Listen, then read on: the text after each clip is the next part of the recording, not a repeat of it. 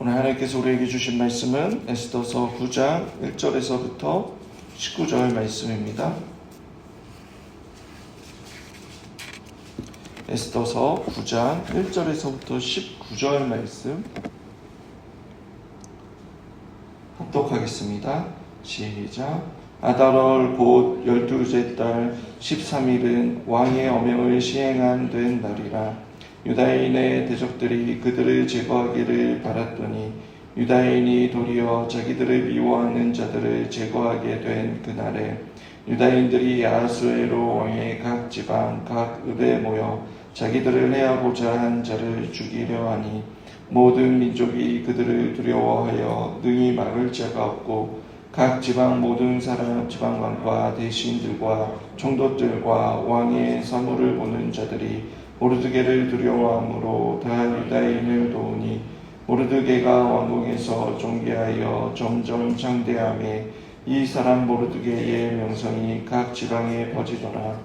유다인의 칼로 그 모든 대적들을 쳐서 도륙하고 진멸하고 자기를 미워하는 자에게 마음대로 행하고 유다인이 또 도성 수산에서 500명을 죽이고 진멸하고 또 바사다다와 달본과 아스바다와 보라다와 아달리아와 아리다다와 마스바다와 아리세와 아리데와 외사다와 곧 함무다다의 손자요 유다인의 대적 하만의 10아들을 죽였으나 그들의 재산에는 손을 대지 아니하였더라.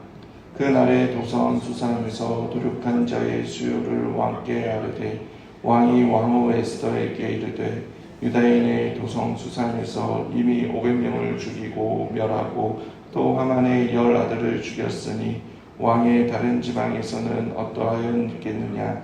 이제 그대의 소청이 무엇이냐. 곧 허락하겠노라. 그대의 요구가 무엇이냐. 또한 시행하겠노라 하니 에스더가 이르되 왕이 만일 좋게 여기시면 수산에 사는 유다인들이 내일도 오늘 조서대로 행하게 하시고 하만의 10아들의 시체를 나무에 매달게 하소서 하니 왕이 그대로 행하기를 허락하고 조서를 수산에 내리니 하만의 10아들의 시체가 매달리니라. 아달월 14일에 수산에 있는 유다인이 모여 또 300명을 수산에서 도륙하되 그들의 재산에는 손을 대지 아니하였고 왕의 각 지방에 있는 다른 유다인들이 모여 스스로 생명을 보호하여 대적들에게 벗어나며 자기들의 미워하는 자 7만 5천 명을 도륙하되 그들의 재산에는 손을 대지 아니하였더라.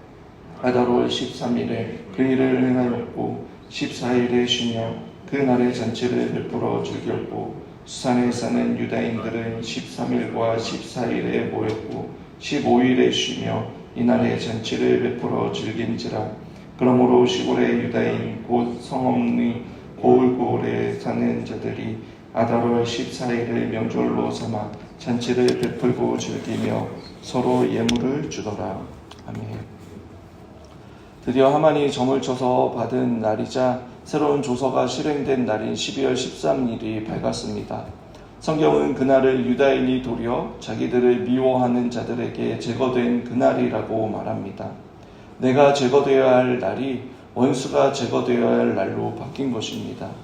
이러한 반전이 일어난 이유가 무엇입니까? 어저께 살펴보았듯이 새로운 조서 때문이었고 보이지 않는 하나님의 섭리와 은혜가 있었기 때문입니다.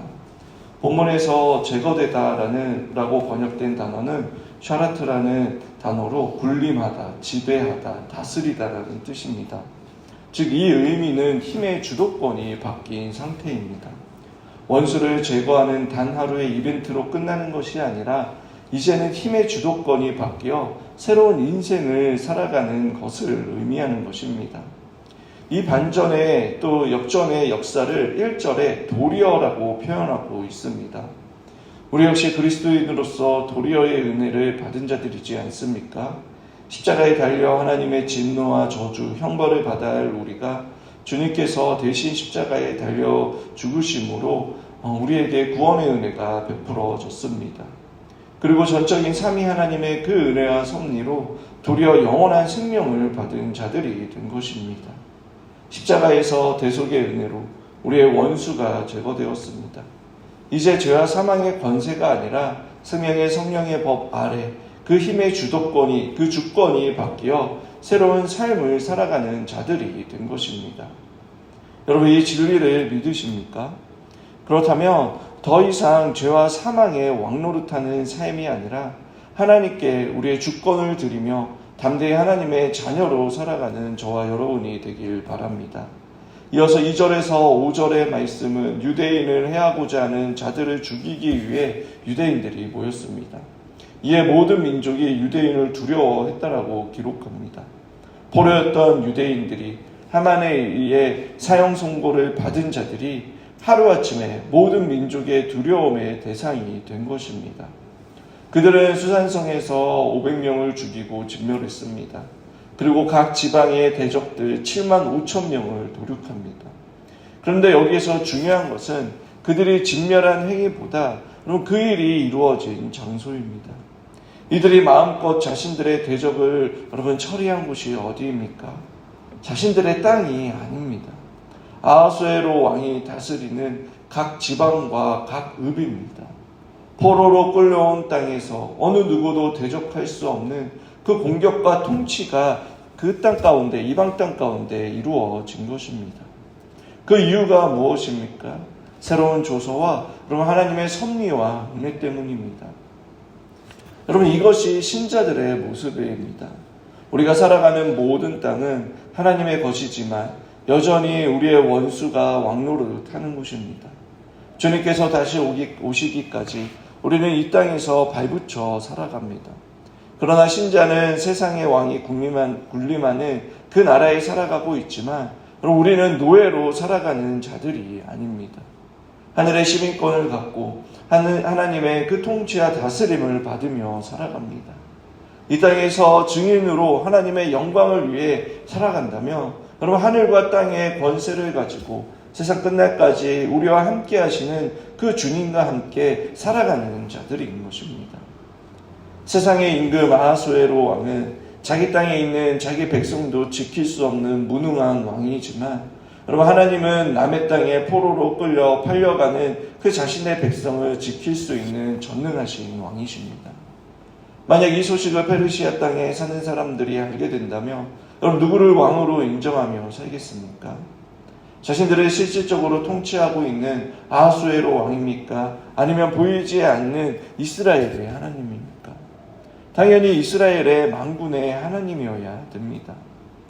세상 왕은 죽음 앞에서 자기 백성을 지켜주지 못하지만 여러분, 하나님은 자기 백성을 지켜내셨습니다. 세상 왕은 자기 땅의 백성이 도륙당했는데 그 반응이 12절에 도성에서만 이만큼 죽었다며 다른 도성에는 더 많이 죽었겠네라는 그러한 식으로 이야기를 합니다.